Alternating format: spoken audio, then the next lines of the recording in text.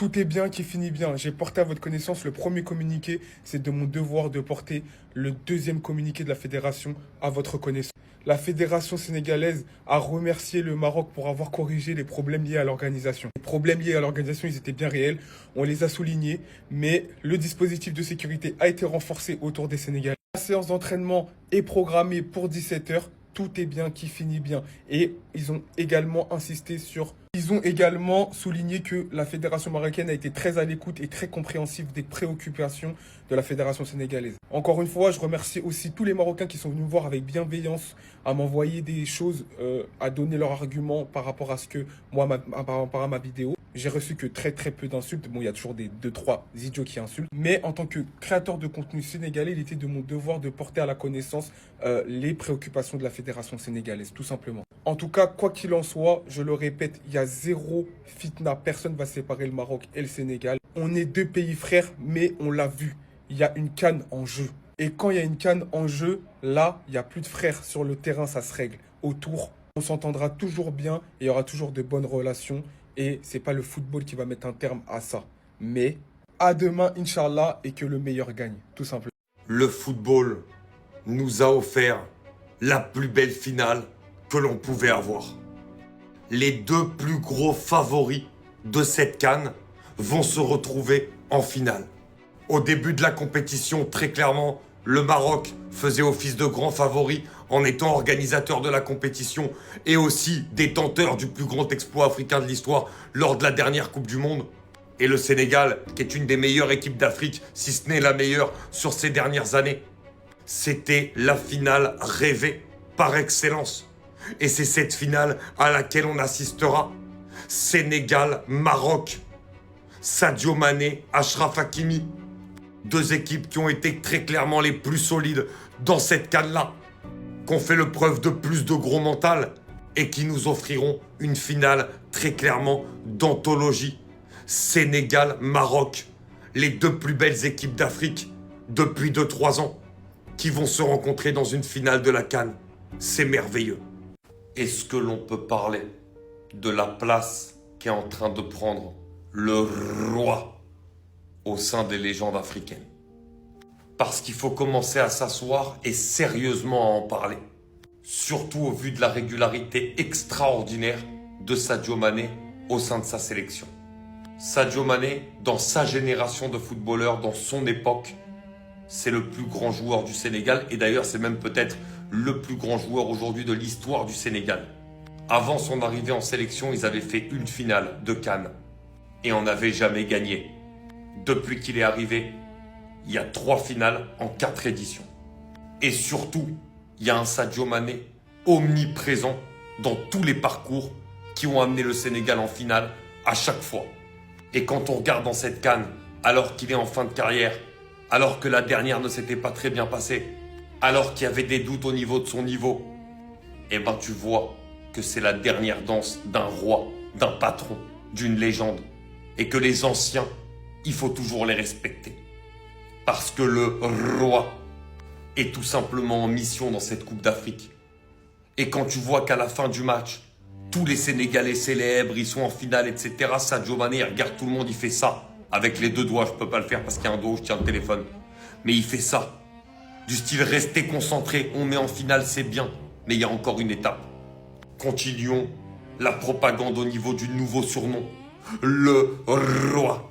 Sadio Mané, le roi. Maroc-Sénégal, la conférence d'avant-match et surtout les gars, la fitna commence. Je pense que vous avez tous vu les images, les vidéos de la sélection sénégalaise à la gare de Rabat ou encore des différents communiqués de la fédération sénégalaise. Depuis hier, en fait, je reçois énormément de commentaires de mes frérots Galsen qui me demandent de m'exprimer comme pour me justifier, tu vois, de ce qui se passe. Mais les gars, moi j'y suis pour rien. Je suis comme vous, je regarde, je vois ce qui se passe. Sachez une chose, c'est que moi je donnerai jamais du pain aux mecs qui kiffent faire de la fitna sur les réseaux.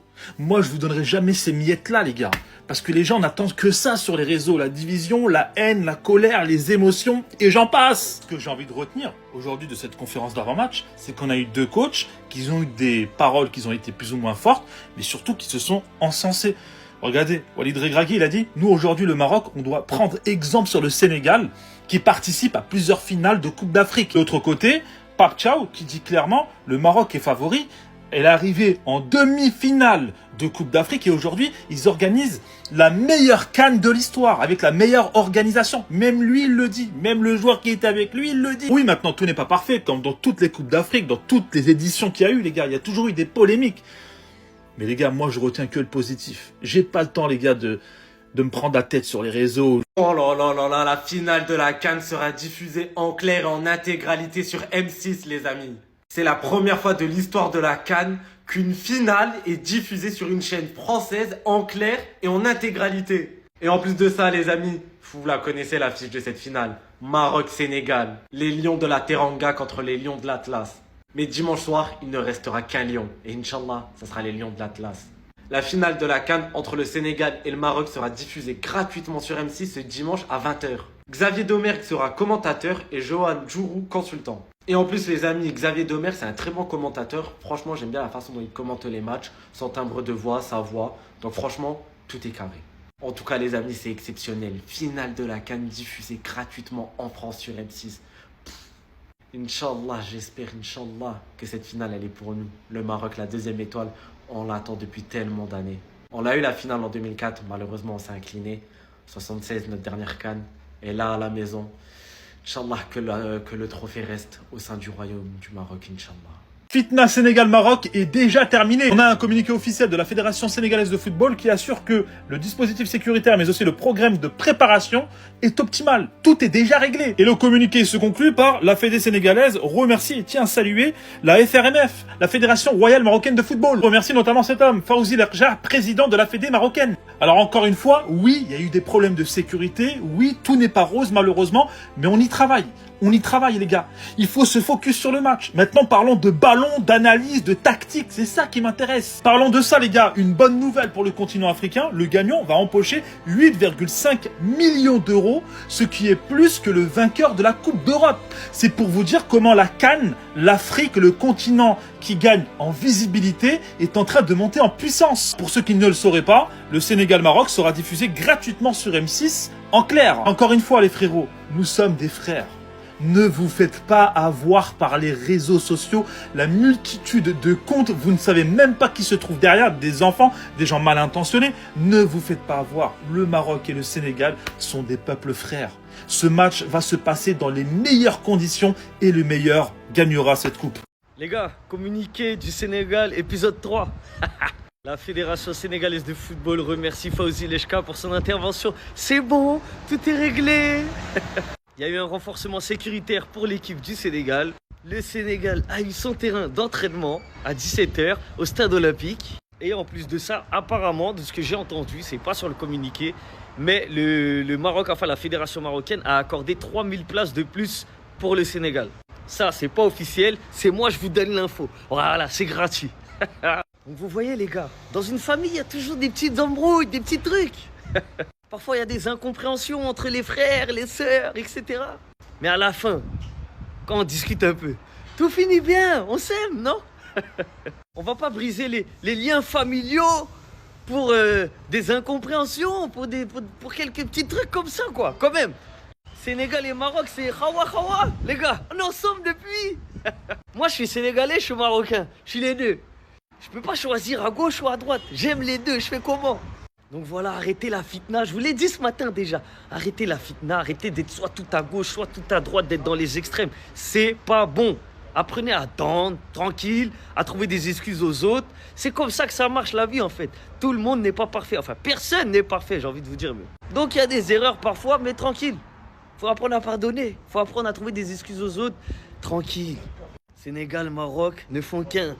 Les deux frères en finale. Les deux frères en finale. C'était écrit. C'était écrit au début de la CAN, ça chuchotait cette finale.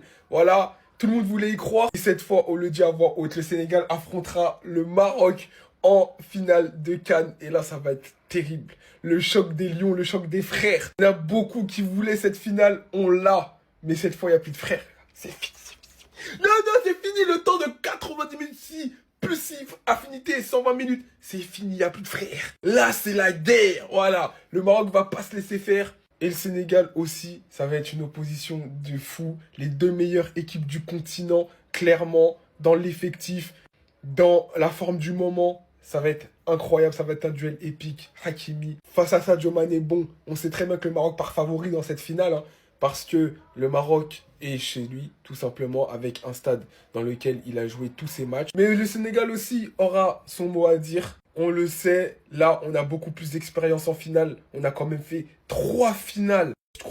Je crois que c'est sur les 4 dernières éditions, contre l'Algérie, contre l'Égypte, et là, contre le Maroc. C'est incroyable, une longévité, donc on connaît les finales. Maintenant, à nous de bien la négocier. Bon courage, bonne chance aux Marocains. La finale de la CAN 2025 aura lieu à Rabat le dimanche 18 janvier.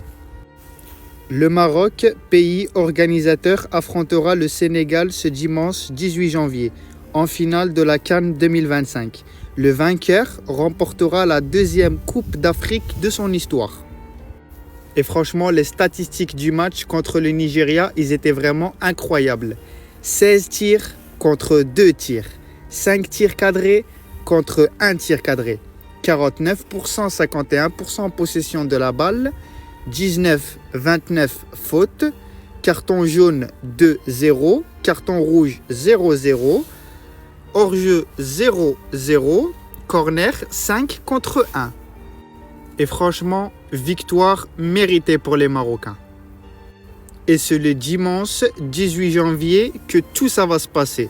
Nous les Marocains contre nos frères sénégalais.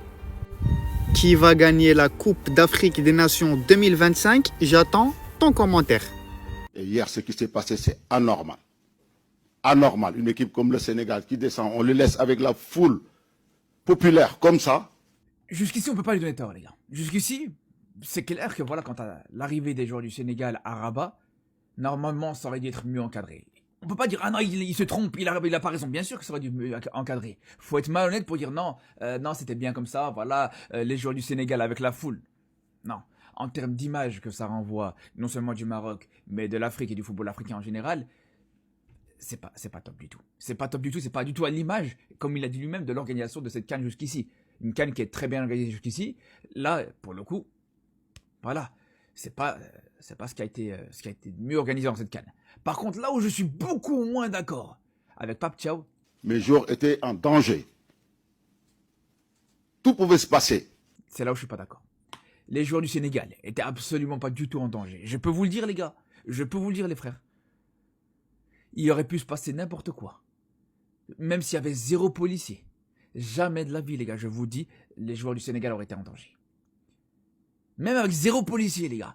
S'il y a une personne qui veut toucher une oreille d'un joueur sénégalais, ça aurait été une autre personne, un autre Marocain qui aurait dit, frère, tu fais quoi? Laisse-le tranquille, tu fais quoi là? Tout simplement. Alors ouais, bien sûr, les joueurs ont été chahutés un petit peu. Je veux dire, voilà, plutôt les supporters voulaient faire des photos, des supporters ont peut-être un petit peu touché les joueurs pour, voilà, demander des autographes. Ok, mais de là à dire en danger, pas du tout. Pas du tout, les gars, je peux vous dire, rien ne serait arrivé. Rien du tout. La fédération sénégalaise change de ton et remercie officiellement le Maroc après avoir publié son communiqué sur la sécurité, le stade. La fédération sénégalaise de football tient à saluer la disponibilité, l'écoute et la diligence du président de la Fédération royale marocaine de football. La FSF se félicite de son intervention personnelle qui a permis d'apporter des solutions concrètes aux préoccupations soulevées dans un esprit de fraternité, de respect mutuel et de coopération sportive. Il y a un truc que je comprends pas, c'est au lieu de t'es sur place, au lieu de faire un communiqué, rendre ça public, attiser je sais pas quelle théorie du complot encore, pourquoi tu contactes pas directement ceux qui sont sur place, tu leur demandes, t'inquiète, ça va se régler en 2 secondes. Pourquoi faire tout ça? En communication, je sais pas si on peut appeler ça un rétropédalage, mais ça fait bizarre en fait. C'est en gros, ouais, je me plains ouvertement, publiquement, mais à la fin, ouais, ben en fait, je suis content de l'organisation, je suis content que ça soit réglé, que voilà. Est-ce que maintenant on peut se concentrer sur le football? On a une belle finale, il n'y a pas de polémique en réalité, tout se passe très très bien. Moi quand j'entends dire il n'y avait que 5 policiers, déjà on est dans une gare, on est dans la gare de la capitale du Maroc. Vous pensez réellement qu'il n'y a que 5 policiers?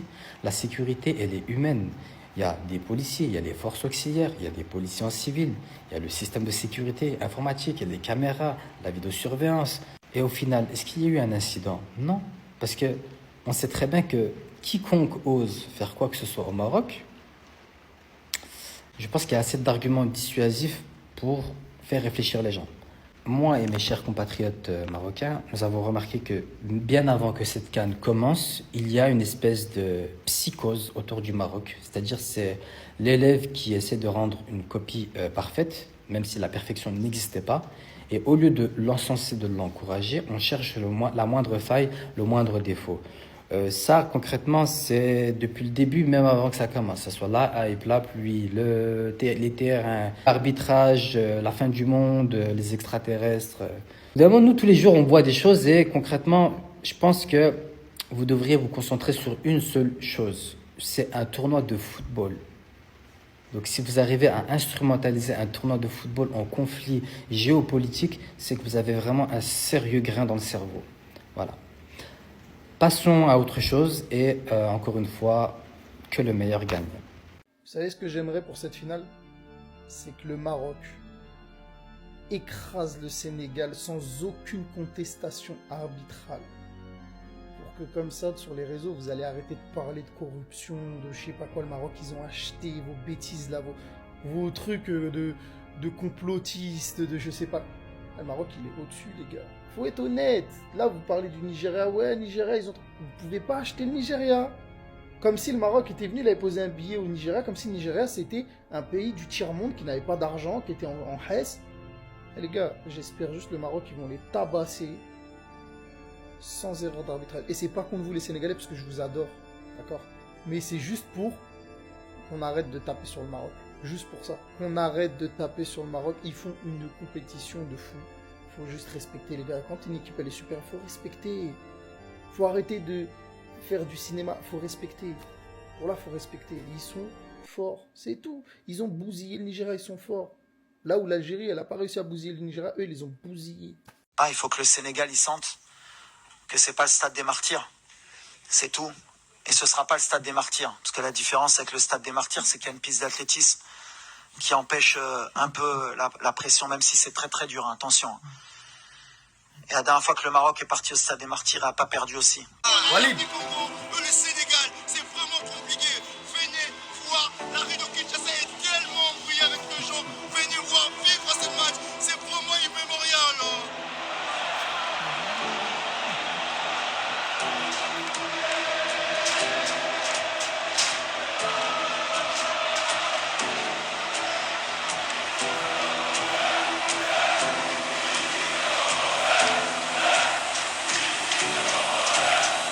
Walid, ça c'est à l'extérieur du stade. Et c'était le matin. Et le stade à 11h, c'était rempli. Walid, ça c'est après le match Sénégal-RDC. Stade des martyrs. Walid, monsieur Walid Regragui. Après mon entraîneur, Walid Regragui, c'est mon entraîneur préféré. Surtout quand il s'agit des sorties et des points de presse. Non, Walid, d'abord, je tiens à te signaler que toi, en tant qu'entraîneur, tu n'as pas connu le stade des martyrs. Donc, ne parle pas du Maroc quand ils étaient partis au stade des martyrs. Parce que si je me rappelle bien, ce n'était pas toi qui étais entraîneur. Ou bien je me trompe. Deuxièmement, c'est que Walid, il faut comprendre que le stade des martyrs, c'est 90 000 places. Ce jour-là, il y avait plus de 110 000 personnes à l'intérieur du stade. Je ne pense pas que vous pouviez faire ça. Tu parles de la piste d'athlétisme, mais ce n'est pas ça qui va arrêter les Congolais. Non, les Congolais, soyez fiers. Vous savez supporter votre équipe. Et à l'extérieur du stade, Walid, il y avait plus de... Je suis prêt à parier, il y avait plus de 400 000 personnes. Walid, en termes de pression, non, je ne pense pas que vous puissiez faire mieux que les Congolais. Non, non, stade des martyrs. Non, c'est parce que tu n'as pas joué là-bas que c'est pour ça que tu parles. Mais Walid, vraiment, moi je suis désolé. Voilà, vous savez mettre l'ambiance, vous savez mettre la pression, vous savez supporter votre équipe. Mais ne vous comparez pas au stade des martyrs. Ce qu'on a vécu là-bas, non, je ne pense pas qu'on va vivre encore une chose pareille quelque part dans un stade en Afrique. Non. Et je te dis, dans le carré là, Les 90 minutes, on a joué. Il n'y a pas eu des arbitres qui ont fait ceci ou bien des gens qui ont volé des serviettes par là. Non, il n'y a pas eu ça. On a gagné réglo. Donc, quand il s'agit de... venez mettre toute la pression que vous pouvez. Mais je sais que vous n'allez pas mettre la pression plus qu'on a vécu au stade des Martyrs, ça je le sais, mais venez mettre toute la pression que vous voulez. C'est le jour de la finale et ça se passe chez vous. Vous devez retruquer votre équipe. Mais sachez que nous aussi, Walid, on a des gens quand même très compétitifs. Voilà, on est là pour la gagne aussi. Ne nous compare pas aux autres, Nigeria, Cameroun. Non, nous sommes le Sénégal. S'il te plaît, Walid, concentre-toi. La famille, focus, ndamrek, Inch'Allah. Merci d'être resté jusqu'à la fin de la vidéo. Tapotez, likez, commentez et salam. Il y a des gens qui veulent nous faire croire que cette canne est ennuyante, que c'est la pire canne de l'histoire, qu'on s'ennuie dans cette canne. Les gars, au bout d'un moment, on va arrêter de parler, juste regarder les chiffres. 120 buts dans cette canne, c'est du jamais vu. Là maintenant, il reste encore 2 matchs. Il reste encore 2 matchs, la finale et la petite finale.